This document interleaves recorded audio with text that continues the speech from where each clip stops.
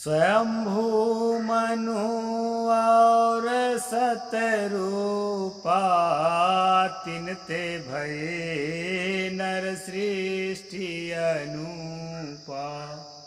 नमस्कार दोस्तों, मैं अविनाश दास रेशनल कबीर यूट्यूब चैनल में आप सबका हार्दिक स्वागत करता हूं। साथियों, यदि चैनल को सब्सक्राइब नहीं किए हैं तो सब्सक्राइब जरूर करें, शेयर करके अपने सभी मित्रों तक, सभी साथियों तक पहुंचाएं। बेल आइकन को प्रेस करें, ऑल नोटिफिकेशन ऑन रखें ताकि हर नया अपडेट आप तक पहुंच सके। लाइक और कमेंट जरूर करें दोस्तों। जैसा कि आपको मालूम है, इस चैनल का उद्देश्य किसी भी जाति, धर्म, संप्रदाय या व्यक्ति विशेष को बाहर पहुंचाना नहीं है।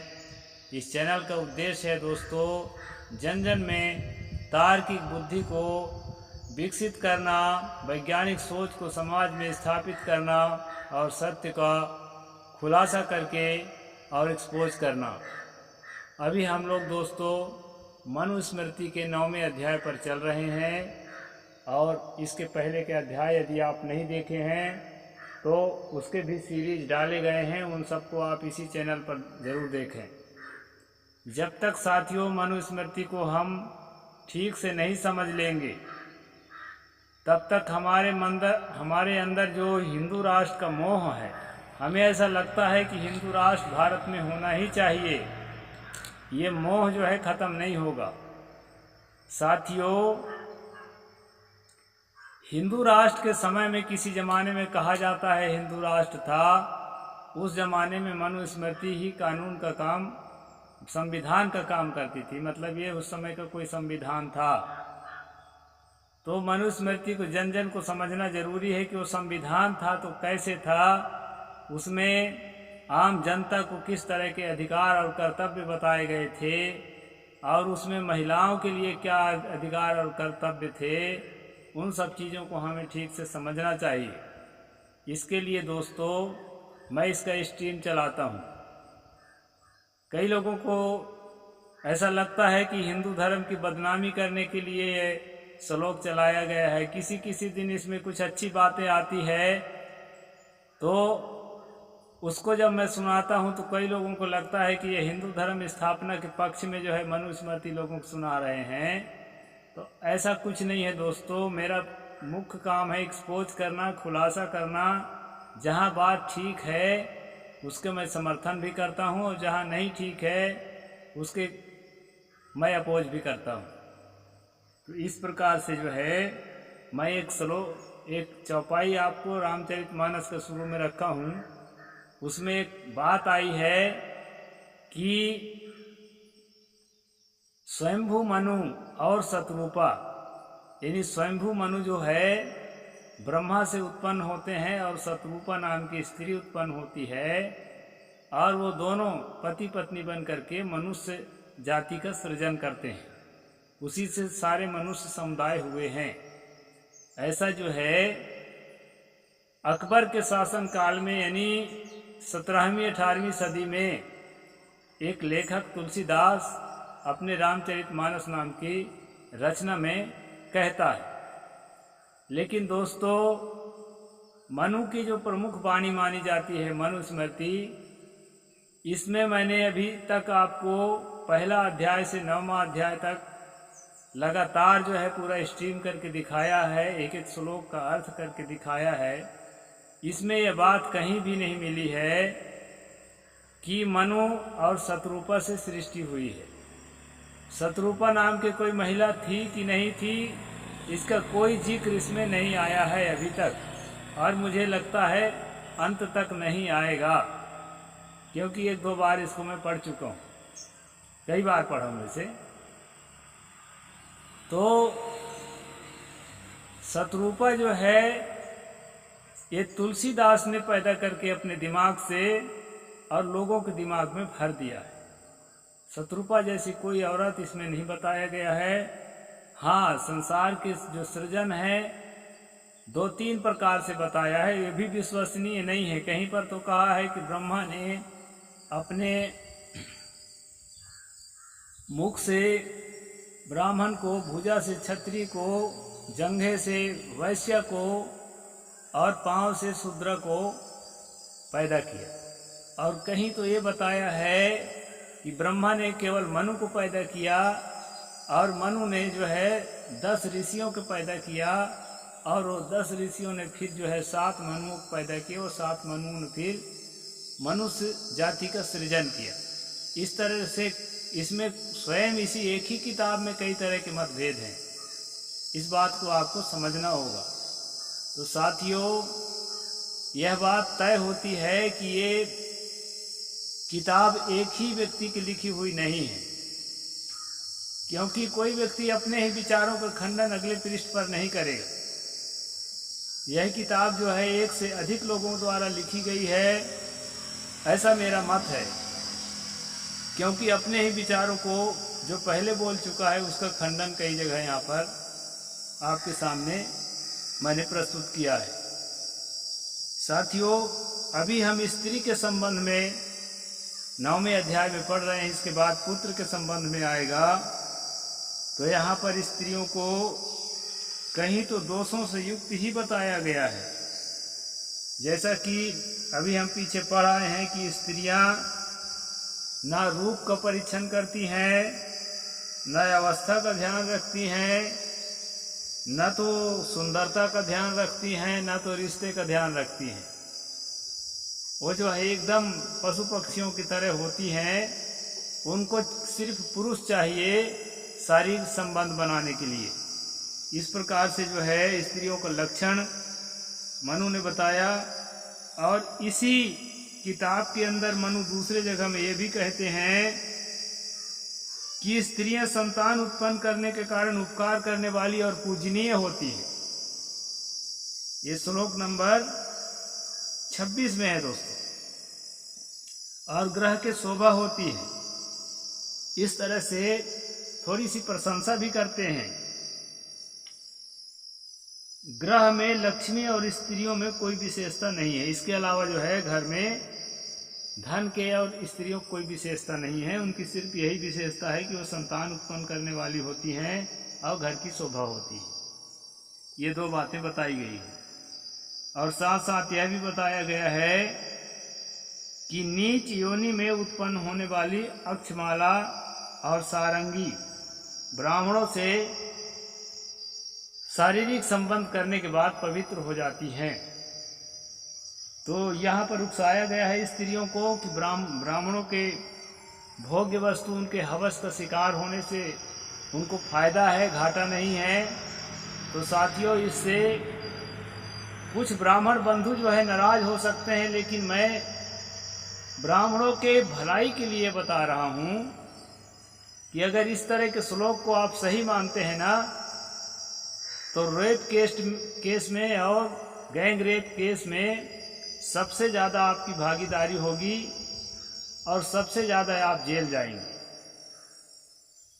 और कदाचित मनुस्मृति लागू भी हो जाए तो जनता के दिमाग में यह न्याय तो है ही कि महिलाओं के साथ गलत करना पाप है, तो जनता आपको दंडित करेगी। इसलिए दोस्तों, हम अपने मानसिकता को ठीक कर सकें, इसलिए मैं स्ट्रीम चलाता हूँ। और साथ साथ जो है यह जान सकें कि हमारा भारतीय संविधान जो है बहुत सोच समझ करके लिखा हुआ संविधान है। उसमें मनुस्मृति की जो भी बातें मानवता के अनुरूप नहीं है, उन बातों को समावेश नहीं किया गया है। इस प्रकार दोस्तों, मैंने आपको बताया। अब आज का जो विषय है उस पर चलते हैं। आज का विषय है स्त्रियों के पुत्र उत्पन्न करने के संबंध में। यहाँ कहते हैं, पुत्रम प्रद्युतितम सद्धि पूर्वजैश्च महर्षिभिः विश्वजन्ममिमं पुण्यमुपन्यास निबोधतः। ये 9वां अध्याय श्लोक नंबर 31 है दोस्तों, 31। पूर्व के श्रेष्ठ मनु आदि महर्षियों ने पुत्र के विषय में संसार के हितार्थ जो पुण्य इतिहास कहा है उसको सुनो। अब यहाँ एक बात और फंसती है। यहाँ मनु आदि ऋषियों ने कहा है। यदि मनु स्वयं कहता अपने मुख से तो मनु आदि ऋषियों ने पहले कहा है। ऐसा उनको नहीं कहना पड़ता।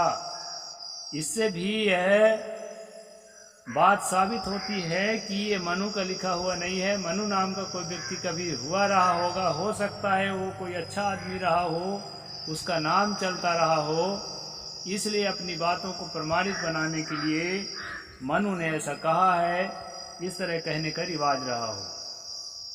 तो स्वयं मनु का लिखा हुआ यह किताब इसलिए साबित नहीं होते। इस प्रकार बातें पीछे भी कई बार आई है। तो यहाँ पर साथियों यहाँ बताया है कि पूर्व के श्रेष्ठ मनुवादी महर्षियों ने पुत्र के विषय में संसार के हितार्थ जो पुण्य इतिहास कहा है उसको सुनो। आगे कहते हैं, भर्तुः पुत्रम विजानन्ति श्रुति द्वैधम तु भर्तरी आहुरुपादकम केजित परे क्षेत्रिणम विदुः। श्लोक नंबर 32 मनुस्मृति अध्याय 9। पुत्र स्वामी का होता है, किंतु स्वामी के विषय में दो प्रकार की श्रुति है। कोई पुत्र उत्पन्न करने वाले को पुत्रवान कहते हैं और कोई जिसके स्त्री का पुत्र हुआ है उसी का पुत्र मानते हैं। यहाँ लेखक निर्णय देते हैं कि पुत्र हमेशा पुरुष का होता है, स्त्री का पुत्र नहीं होता। लेकिन कुछ लोग कहते हैं कि स्त्री का पुत्र होता है। इस बात का जो है यहाँ पर मनु डिबंग करते हैं। मनु अर्थात कोई भी लेखक, यानी कि इनके मतानुसार पुरुष का ही पुत्र होता है, स्त्री का पुत्र नहीं होता। लेकिन दोस्तों ये जो है वैज्ञानिक दृष्टिकोण नहीं है। आगे और चलते हैं। क्षेत्र भूता स्मृता नारी बीज भूता स्मृता पुमान क्षेत्र बीज समायोगात संभव सर्वदेहिनाम। श्लोक नंबर 33 चैप्टर 9 मनुस्मृति। यहाँ पर कहा है दोस्तों, स्त्रियां जो है खेत हैं, स्त्रियां केवल खेत हैं और पुरुष जो है बीज रूप होता है। क्षेत्र और बीज के संयोग से सभी प्राणियों की उत्पत्ति होती है। जब तक खेत नहीं होगा तो बीज में जो है फसल नहीं उगा सकते हैं, और जब तक बीज नहीं होगा तो खेत में फसल नहीं उगा सकते हैं। इस बात का उदाहरण देकर के यहाँ मनु ने बताने का कोशिश किया है। साथियों, पहले विज्ञान विकसित नहीं था। जिन लोगों को ये भ्रम है कि हमारे भगवान, हमारे ऋषि मुनि सर्वज्ञ थे, त्रिकालदर्शी थे, उन लोगों को मैं बता देना चाहता हूँ इस वीडियो के माध्यम से कि आपके भगवान और आपके ऋषि मुनि त्रिकालदर्शी नहीं थे, और न किसी के भगवान किसी के ऋषि मुनि त्रिकालदर्शी होते नहीं। साथियों, अगर त्रिकालदर्शी होते तो यहाँ पर मनु लिखते कि पुरुष के और स्त्रियों के बराबर बराबर क्रोमोसोम से जो है संतान की उत्पत्ति होती है। मैं पहले वीडियो में बता भी चुका हूँ कि पुरुष के जो है 23 गुणसूत्र और स्त्री के 23 गुणसूत्र 46 गुणसूत्र से जो है 46 क्रोमोसोम से जो है जाइगोट की उत्पत्ति होती है, और वही जाइगोट शिशु के रूप में विकसित होता है। तो आधुनिक विज्ञान में स्त्री पुरुष का बराबर बराबर क्रोमोसोम्स लगा रहता है एक कोशिका के निर्माण में, जाइगोट के निर्माण में। ना कोई यहाँ पर खेत का वर्णन है, ना कोई बीज का वर्णन है। दोस्तों, सतगुरु कबीर साहिब ने जो कहा था, बुझ बुझ पंडित बिरवा न हो, आधे बसे पुरुष आधे बसे जोए, कि ऐ समझदारों, ऐ ज्ञानी लोगों, इस बात को समझने का प्रयास करो कि ये शरीर रूपी वृक्ष जो है ऐसे नहीं हो जाता है। इसमें आधे स्त्री का अंग लगा है और आधे पुरुष का अंग लगा है, यानी अंश लगा है। आधे अंश पुरुष का, आधे अंश स्त्री का होने के बाद जो है इस शरीर का निर्माण होता है। ये वैसे ही नहीं हो जाता है। इस तरह कबीर साहिब ने कहा था। ये बल्कि विज्ञान के काफ़ी नज़दीक है। हालांकि उनके समय में क्रोमोसोम्स के संबंध में, डीएनए के संबंध में, जीन के संबंध में जो है खोज नहीं हुई थी तो उसका वर्णन नहीं है, और उन्होंने कभी अपने को इस बार भगवान महर्षि या त्रिकालदर्शी सर्वज्ञ बताने का प्रयास नहीं किया है, तो हम ये कह भी नहीं सकते कि उन्होंने क्यों स्पष्ट नहीं कहा। लेकिन जिन लोगों ने अपने आप को त्रिकालदर्शी और सर्वज्ञ बताने का प्रयास किया है दोस्तों, आज विज्ञान उनकी बातों को असत्य साबित कर रहा है।